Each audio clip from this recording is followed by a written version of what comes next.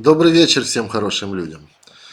Друзья, Навальный готовился к тому, что его задержат, и сегодня вышел очередной его фильм, который конкретно рассказывает историю Путина и то, как этот человек возглавляет самую главную преступную группировку России. Также появились множественные ябатьки, только в России. И сегодня они массово повылазили в Инстаграмы и Фейсбуке. Мы с вами это тоже обсудим. А еще, оказывается, для белорусов будет очень знакомо. Сегодня в Госдуме сказали, Навального поддерживают проститутки, наркоманы и больные люди.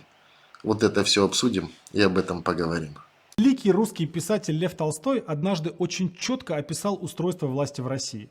Собрались злодеи, ограбившие народ, набрали солдат, судей, чтобы оберегать их оргию, и пируют. Это гениальная фраза.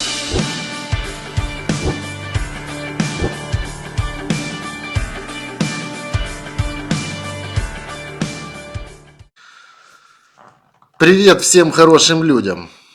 Друзья, сегодня день полон на события, никуда не деться, они все равно связаны с арестом Алексея Навального, но при этом это видео можно отнести 50/50 и сравнивать с тем, как мы говорили, что Беларусь это полигон для обкатки будущего подавления населения в России, так оно в принципе и получается. Мы поговорим с вами о нескольких вещах. Первое. Какие признаки уже первые скопированы от диктатора Лукашенко, главным мафиози СНГ Путиным. Второе. Почему на митинги и там выходят одни и те же люди. Прямо в Госдуме сегодня и заявили. Мы это с вами увидим и откомментируем. И у Алексея Навального, когда он ехал в пасть к этому Дону Путионе, у него был свой ответ. И сегодня мир увидел немножко другого Путина.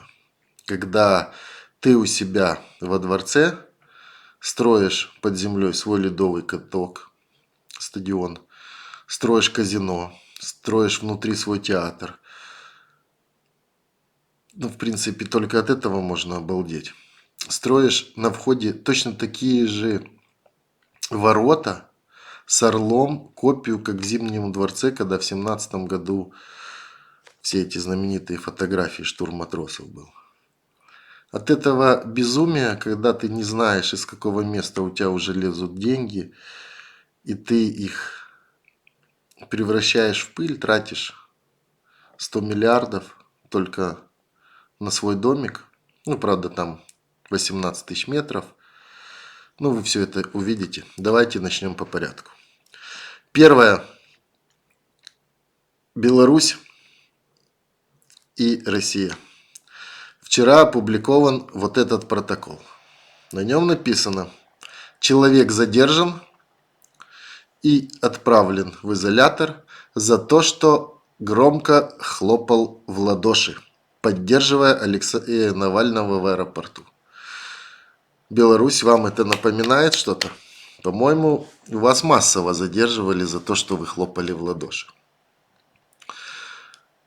Второй же сегодняшний сюжет, в чем полная параллель. Оказывается, кто выходит на улицы, слушайте внимательно, и можно... Противно о нем говорить, но он есть, и находятся те, кто поддерживают. Кто эти люди? Больные, наркоманы, проститутки. Кто они? Я когда это услышал, просто обалдел. Наркоманы, проститутки, в общем, от Бреста до Владивостока, я так понимаю, населяют одни наркоманы и проститутки. Еще больные люди. Так что все, кто против власти, кто за честные выборы, вы все наркоманы, проститутки. Это просто копия. Еще Жириновский сказал, что надо садить на 20 лет. И вообще все оппозиционные в кавычках партии, коммунисты, там кто у них еще, Справедливая Россия, кто-то уже там кричал, что надо Навальному давать пожизненное. Ну, власть в панике быстро выгнала своих марионеток говорящих, те начали рассказывать, какой Навальный плохой. Жириновский особенно говорит, ну что это такое, что это за расследование? Он же уже 10 лет ведет антигосударственную политику. Антигосударственная политика – это коррупционные расследования. Значит, на чем стоит государство? Полностью на коррупции. После этого очень смешно смотреть, вот знаете, у Беларуси есть ебатьки. Это те двинутые на голову товарищи, которые преданы, и им нужны у власти только диктаторы. А все, кто против диктатуры, кто просто хочет честных выборов, все, они предатели Родины, они фашисты и тому подобное. И так как денег у диктатора мало, он не может себе позволить много блогеров. И процент соотношения, кто против него, такой колоссальный, что все блогеры, кто против, их посадили в тюрьму, а все, кто за, там, не знаю, 2-3, их там оставили, даже уже на телевидение приглашают. В России же все по-другому. Сегодня произошла массовая скупка блогеров. Вот их берут, как не знаю, как собачек, и покупают пачками. И сорят деньгами налево и направо. И тем абсолютно все равно, лишь бы была тоже стабильность. Пусть мафия правит, с мафией спокойнее и тому подобное. Вот смотрите, у меня 8 роликов. Я вам покажу всего 2.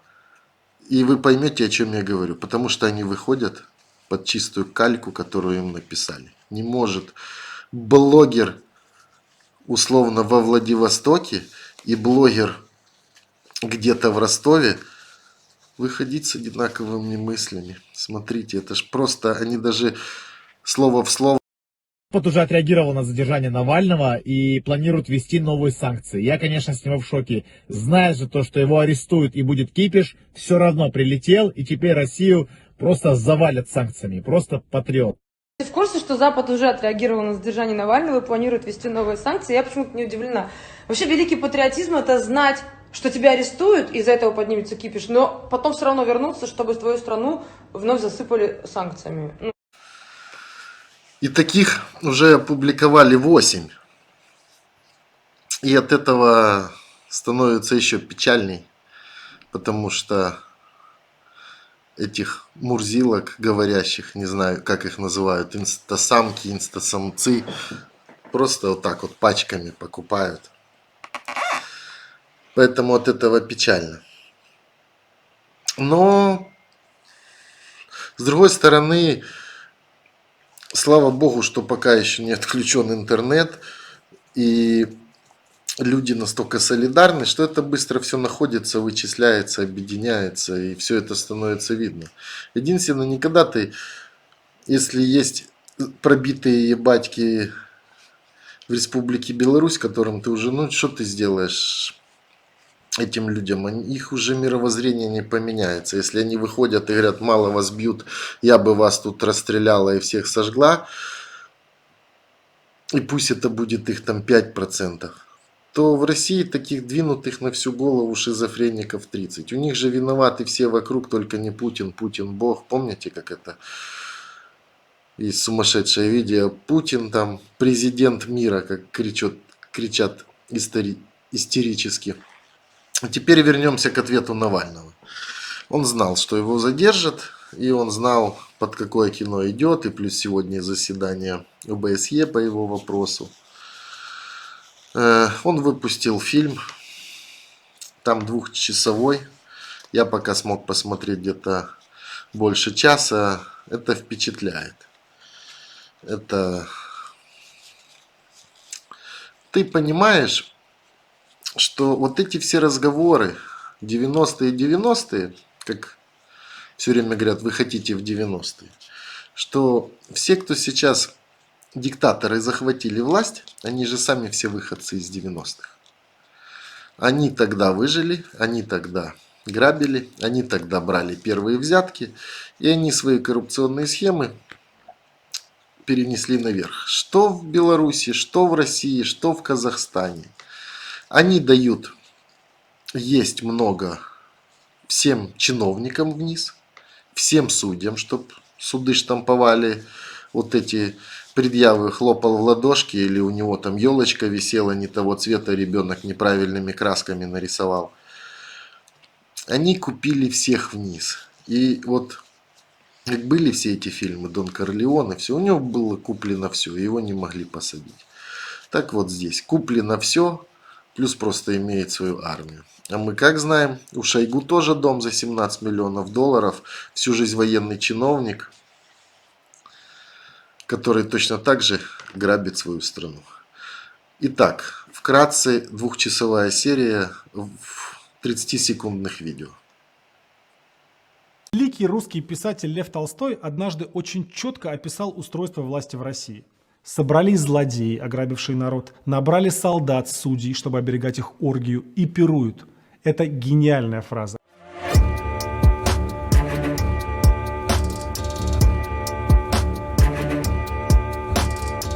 Этот человек в своей тяге к роскоши, к богатству спятил совершенно. Вот, например, дендрарий. Там собраны редкие и уникальные деревья, а для тех растений, которым некомфортно в таком климате, на открытом воздухе построена оранжерея площадью 2500 квадратных метров.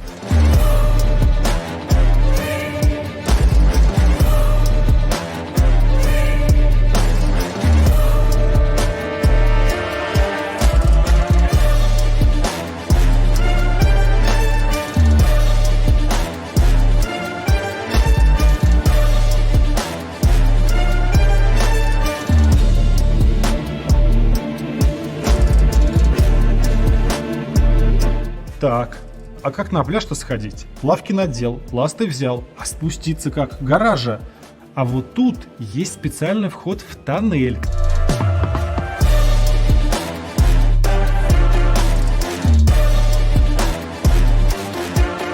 А вот здесь была сделана одна из самых известных фотографий внутри дворца. Беззаботный рабочий прилег на диванчик, на котором позже будет возлежать августейшее тело.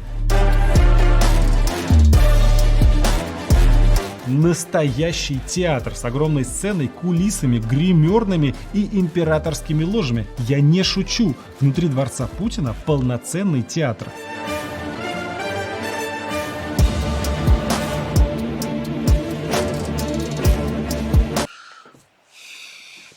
И там 2 часа полностью посвящено Путину, начиная от того, как он служил в Германии, заканчивая тем, как он брал первые взятки. И показаны судьбы всех, кто с ним служил еще в Германии. Что они сейчас все рядом возглавляют все компании государственные, все олигархи, все миллиардеры. Ему даже предоставили письма его жены Людмилы. Порядка там, не знаю, такая стопка у Навального была. Он зачитывал, как они жили и как Путин... Чиновник пришел к власти, где жена жаловалась там какой-то немецкой даме, что они вот уже 6 недель лежат на Лазурном побережье, уже бедные сходят с ума. И тут Володя срочно улетел, его делают главой ФСБ России. Бедный чиновник 6 недель живет во Франции в самом дорогом отеле и ждет, пока его сделают главой ФСБ. Потому что мафия подбирала себе того, кто не сдает. Очень крутой фильм, посмотрите. Для тех, кто еще думает, что Путин святой, если у вас есть хотя бы вот здесь вот чуть-чуть в голове мозг, вы поймете, что это не просто воры, это бандиты и убийцы. И чем страна дольше их терпит, не может поменять эту власть, тем хуже будет только следующим поколениям, которые там будут жить. Потому что эти все разграбят, постараются сделать Северную Корею, с удовольствием закроются от всего мира, и будут рассказывать в РПЦ, что надо жить на горсть риса, и тогда ты попадешь в рай. А вот кто хочет хорошую машину, тот попадет в ад. А сами будут ездить на самых крутых Ройс-Ройсах. Ведь еще вчера, я забыл сказать, видео, самая крутая новость была. Россия с 1900 какого-то года занимает в мире первое место по продаже самых дорогих машин Rolls-Royce. Пока страна нищает, самые дорогие Rolls-Royce уезжают к тем, кто рассказывает, что такое патриотизм. Живе Беларусь! Слава Украине! Россия без Путина! Если смогли досмотреть до конца, мы на одной волне. Подписывайтесь. Пока.